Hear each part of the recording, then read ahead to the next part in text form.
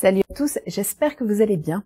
On se retrouve aujourd'hui pour une spéciale jeu de rôle. Ça faisait un petit moment que j'étais pas revenue sur un jeu de rôle et je vous avais déjà présenté la boîte d'initiation de l'appel de Cthulhu. Maintenant, je vais revenir en détail sur le manuel du gardien, le manuel de l'investigateur et le supplément Berlin la dépravée.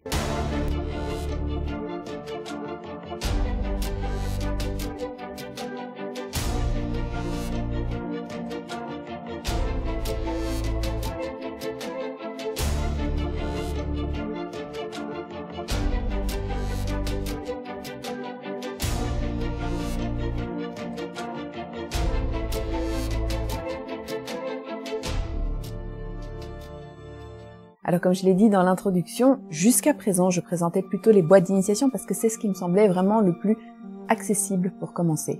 Mais une fois qu'on a dépassé la boîte d'initiation, qu'est-ce qu'on fait? Eh bien ce qu'on fait, c'est qu'on achète tout simplement les livres de base pour pouvoir agrandir son univers, jouer avec de nouvelles règles et explorer un peu plus en profondeur le jeu qu'on a acquis quelques mois, quelques années auparavant selon votre rythme de jeu. Dans l'ensemble des jeux de rôle quasiment, à quelques exceptions près, en tout cas les grosses locomotives, on a pratiquement toujours cette séparation entre livres dédiés au meneur ou à la meneuse de jeu et livres dédiés aux joueurs.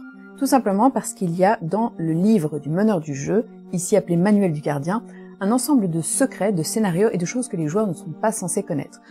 À l'inverse, le manuel des investigateurs, donc qui est le livre destiné aux joueurs, ça c'est le nom qu'il prend dans cette version-là, à savoir l'appel de Cthulhu, c'est un livre qui va permettre de développer beaucoup plus le contexte, de donner des petites clés aux joueurs pour mieux interpréter leurs personnages, pour beaucoup plus s'amuser, pour avoir un background un peu plus solide sur lequel s'appuyer.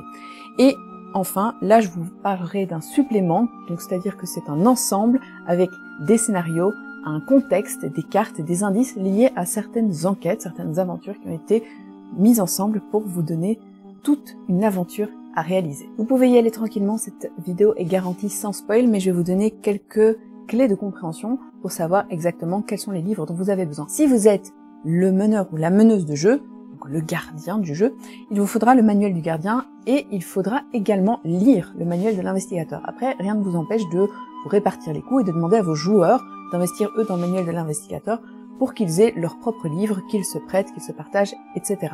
Mais lire les deux livres est intéressant. La chose quand même principale, c'est que vous allez devoir prendre connaissance surtout du manuel du gardien parce que dans ce livre va se trouver 460 pages et plus d'explications des règles, des systèmes de combat, des systèmes de poursuite, des créatures que les joueurs pourraient être amenés à rencontrer.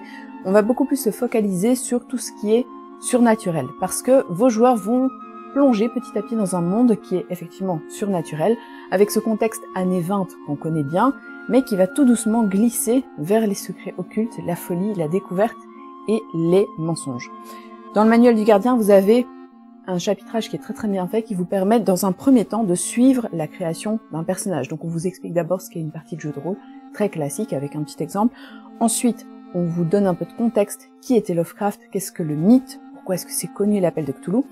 Et au fur et à mesure, on rentre vraiment dans le vif du sujet avec la création de personnages, les compétences, les règles de jeu, comme je vous l'ai dit, combat, poursuite, santé mentale, etc. Avant que vous ne posiez la question, parce que je sais qu'il y en a qui se le demandent, cette édition, est-ce qu'elle est compatible avec le reste? Oui, il y a tout à fait un chapitre qui vous explique comment convertir les règles pour pouvoir utiliser ce livre avec des contextes que vous auriez achetés précédemment, comme édités par d'autres maisons d'édition ou de tout vieux suppléments que vous n'avez jamais eu l'occasion de faire jouer, mais que vous voudriez essayer. C'est possible parce que les règles ici sont expliquées pour pouvoir être converties justement dans des systèmes qui ne sont pas a priori faits pour ça. Donc, il y a moyen. Donc ça, vous savez. Comme je l'ai expliqué, ici, les différents chapitres vont plutôt se concentrer sur le fait de vous faire découvrir, avoir accès à des secrets, des connaissances que les joueurs ne sont pas censés maîtriser. Ils ont probablement déjà une vague idée du genre d'aventure qu'ils vont jouer, tout simplement parce que ils connaissent Lovecraft ou parce qu'ils ont regardé la série Lovecraft Country ou qu'ils savent que vous allez les faire jouer quelque chose de très sombre et très maléfique, mais ils ne connaissent pas l'étendue des différents types de monstres qu'ils pourraient être amenés à rencontrer, des livres bizarres, des magies occultes. Ça va être votre job. Je vous rassure tout de suite, il n'est pas obligatoire de connaître absolument tout sur le bout des doigts. Par contre, c'est bien de l'avoir lu en entièreté une première fois, ne serait-ce que pour ne pas être déconcerté lorsqu'on va retomber sur certains termes, parce que rien que dans le manuel du gardien, vous avez déjà 2 aventures prêtes à jouer, qui sont à la fin du livre. c'est bien de savoir exactement de quoi on vous parle quand on vous dit un cultiste, un investigateur. Tous ces termes doivent être vraiment acquis, mais par contre, savoir une goule à combien elle frappe, c'est vraiment pas très important, mais c'est bien de l'avoir lu une fois pour connaître au moins et comprendre le système de combat, comment vos investigateurs vont pouvoir faire pour se démêler des situations dans lesquelles ils tombent. Donc c'est vraiment ce que je recommanderais, c'est de lire en entièreté ce livre-là pour pouvoir bien acquérir les règles une première fois, pour pouvoir avoir une vue d'ensemble, en tout cas, sur ce qu'est le mythe de Cthulhu et tous les autres horreurs qui gravitent autour, tout ce que vos investigateurs peuvent être amenés à rencontrer, mais il n'est pas obligatoire de connaître dans le détail. N'hésitez pas à glisser plein de petits post-it partout avec vos propres chapitrages par rapport aux choses qui vous intéressent vous et celles que vous allez pouvoir ou devoir réutiliser en fonction des scénarios que vous utilisiez ceux-ci, d'anciens suppléments ou des trucs que vous avez même inventés vous-même, c'est tout à fait possible. Donc pour le manuel du gardien, c'est vraiment le livre qui s'adresse uniquement à celui ou celle qui va mener la partie de jeu de rôle parce que c'est bourré de secrets que les joueurs n'ont pas envie de découvrir tout de suite. Donc ça, c'est vraiment la base pour le meneur de jeu ou la meneuse de jeu. Ensuite, il y a le manuel de l'investigateur. Celui-là, comme je l'ai dit, va beaucoup plus s'appesantir sur le contexte dans lequel on joue. Ici, c'est très simple, on joue dans les années 20. Il y a plein d'adaptations de Cthulhu qui vous permettent de jouer dans les années 70, dans la période contemporaine, au Moyen-Âge, au siècle des Lumières, comme vous voulez. Mais ici, on est vraiment sur les années 20, et c'est très bien fait parce qu'en fait, au fur et à mesure de votre progression dans le livre, on va d'abord vous expliquer ce qu'est une partie de jeu de rôle, comme dans celui-là. Il y a des chapitres qui sont doublés, donc c'est-à-dire que la création d'investigateur de celui-ci est exactement la même, mais vous allez avoir des petits encarts supplémentaires dans le livre du joueur, de l'investigateur, tout simplement parce qu'en fait ces encarts vont donner des petites accroches, que ce soit des explications sur ce qu'était l'électricité dans les années 20, ou comment on se procurait une arme, qu'est-ce que c'était le niveau de vie d'une personne qui est journaliste. En fait, toutes ces choses permettent aux joueurs de pouvoir interpréter un peu plus en profondeur leur personnage et de réussir à faire en sorte de jamais se retrouver lésé. C'est déjà suffisamment difficile de savoir jouer dans un contexte historique qu'on connaît pas nécessairement. Du coup, ces petites touches permettent vraiment d'approfondir et d'assurer la position de son personnage en se disant « Ah oui, non, si, j'ai lu ça, la photographie, ça existait déjà à l'époque, mon personnage peut être journaliste, il a certainement un appareil photo, mais c'est plutôt encombrant, je le sais bien. » Enfin voilà, des petites accroches, des petites choses comme ça qui vont vous permettre vraiment d'épaissir et de rendre plus vivant et plus facile à interpréter aussi votre personnage.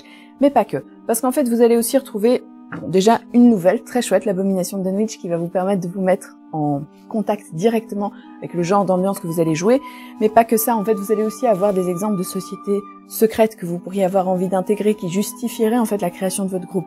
Le meneur de jeu ou la meneuse de jeu, son job, c'est de vous raconter une histoire, c'est d'essayer de vous amener à vivre des choses vraiment très fantastiques, fortes, intéressantes, etc. Donc, son job va être aussi de répondre à vos questions sur les règles. Donc, il y a déjà pas mal de choses qui sont sa tâche.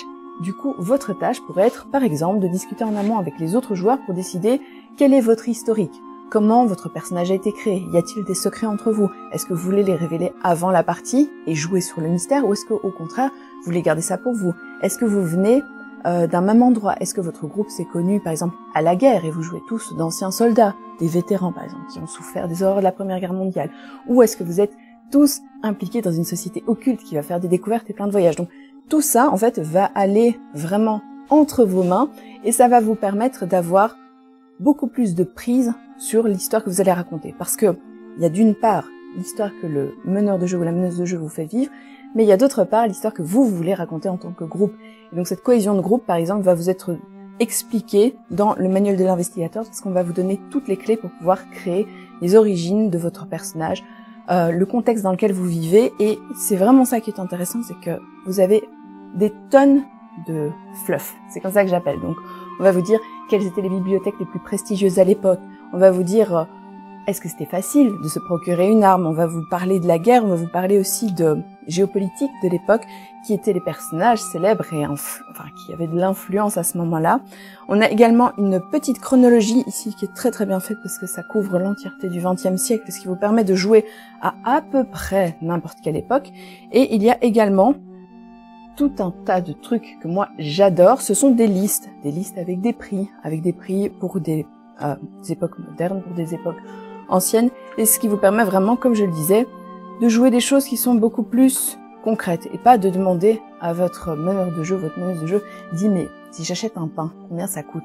C'est pas vraiment très important, à moins que vous ne soyez évidemment une personne qui est complètement démunie dans le besoin, mais toutes ces petites réponses vont se retrouver dans le manuel de l'investigateur, et c'est à vous de le connaître. Ce serait bien que le meneur ou la meneuse l'ait lu une fois pour avoir une vue d'ensemble de comment est fait le chapitrage, des informations qui peuvent s'y trouver, mais en tant que joueur, c'est un petit peu votre responsabilité d'avoir vraiment une prise sur l'ensemble des informations qui sont là-dedans. Et pour terminer, le supplément Berlin la dépravée. Si vous avez vu le film Cabaret, vous voyez un petit peu ce contexte de l'Allemagne des années 20, 30, bientôt 40, avec cette montée du nazisme, avec cette espèce d'ambiance complètement année folle et très étonnante. Et ce qui est très bien fait, c'est que au-delà du fait que, évidemment, ça raconte de très chouettes histoires parce que vous avez 3 aventures qui vous permettent d'explorer cette société de l'époque, au niveau documentation, c'est très impressionnant à quel point c'est proche de la réalité. Vous allez avoir plusieurs chapitres qui vont vous expliquer, par exemple, les différents quartiers de la ville, basés sur des vraies cartes historiques. On va avoir également un chapitre qui va vous expliquer les différentes personnalités, donc que ce soit vraiment des acteurs, des médecins, des scientifiques, des politiciens, des journalistes, enfin bref, tout un gratin culturel qui gravitait vraiment dans le Berlin de l'époque. Encore une fois, tout est documenté, tout est sourcé et très réaliste. C'est extrêmement bien fichu parce que vous allez pouvoir intégrer ces quartiers, ces personnages pour donner de la réalité à l'histoire que vous allez raconter. Ce livre est à destination plutôt du meneur de jeu puisque les différentes rencontres, les différents scénarios en fait sont inscrits dans le bouquin et vous ne voudriez pas spoiler vos joueurs évidemment. Vous pouvez quand même leur donner quelques accès en leur donnant par exemple la partie inspiration afin qu'ils puissent regarder certains films, lire certains livres pour pouvoir avoir déjà une idée plus tangible de là où ils vont jouer. Ou si ce sont des aventuriers dans l'âme, autant en tant que joueur qu'en tant que personnage, vous pouvez également les propulser directement dans la ville et ils se feront les dents dessus. Comme je le dis, donc le début du livre vraiment se concentre principalement sur les différentes organisations qui existaient, des vraies organisations, que ce soit les organisations politiques, les forces militaires, etc., ou des trucs inventés comme des sociétés secrètes qui permettent de donner plutôt du relief fantastique et occulte. Mais vous avez également, comme je le disais, description des quartiers, les différentes personnalités qui habitaient, les différents bâtiments d'importance, les lieux intéressants par quartier. Donc c'est vraiment une mine d'informations. Et à la fin, vous avez 3 aventures que vous pouvez jouer indépendamment. Vos investigateurs peuvent mourir dedans, ça peut arriver, mais l'idéal, le plus sympa, c'est quand même d'essayer de les jouer les 3 à la suite. Ça peut se faire, donc comme une espèce de petite campagne, enfin petite, quand même assez conséquente parce que c'est quelques parties, et ces 3 scénarios seront alimentés évidemment par ce que vous avez lu au début du bouquin. Une petite note de contexte quand même, pourquoi Berlin la dépravée? Tout simplement parce que c'était une ville qui était assez mal vue. Imaginez une espèce de Las Vegas, un peu plus intello, carrément plus intello, mais avec cette espèce d'accès à peu près toutes les folies que vous pouvez espérer et imaginer.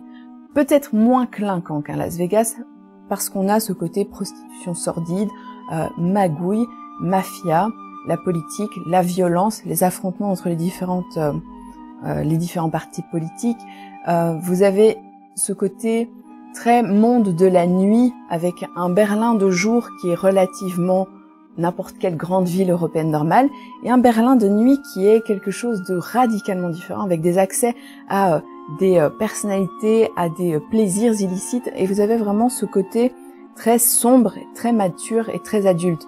C'est clairement pas un supplément qu'on va jouer avec des ados, autant on pourrait dire je joue l'appel de Cthulhu en mode un peu plus pulp, comme un Indiana Jones avec des créatures fantastiques, autant le contexte Berlin la dépravée s'adresse vraiment à un public adulte qui sera pas choqué par les choses qui concernent par exemple la drogue ou la prostitution ou la violence ou les persécutions, parce que malheureusement c'était aussi une des réalités avec la montée du nazisme, quelque chose qui arrivait assez régulièrement. Et donc sur ce fond de dépravation, vous allez devoir réaliser différents types d'enquêtes qui vont vous mener de choses qui vous paraissent au début juste des élucubrations de gens bizarres jusqu'à arriver dans des mondes parallèles complètement chelous, et vous allez devoir essayer de sortir votre carcasse de là sans mourir. Vous avez désormais une vue d'ensemble sur les livres que je vous ai présentés ici, il existe d'autres suppléments qui sont pas forcément des suppléments comme celui-ci avec du contexte et du scénario. Ça peut être des suppléments avec l'écran de jeu ou avec un bestiaire ou n'importe quoi. Donc il y a vraiment plusieurs choses qui sont amenées à sortir, qui sont déjà sorties ou qui seront traduites plus tard.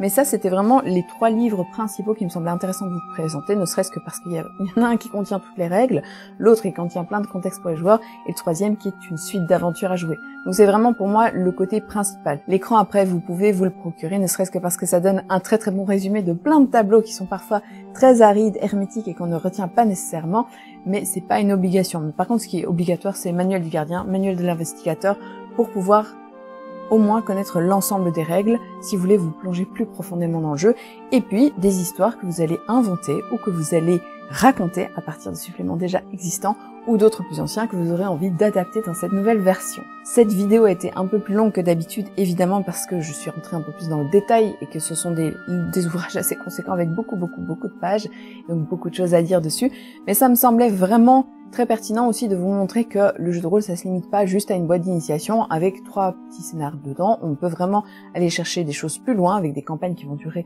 des mois, des années. Parfois, il y a des gens qui jouent pendant 20 ans au même genre de campagne.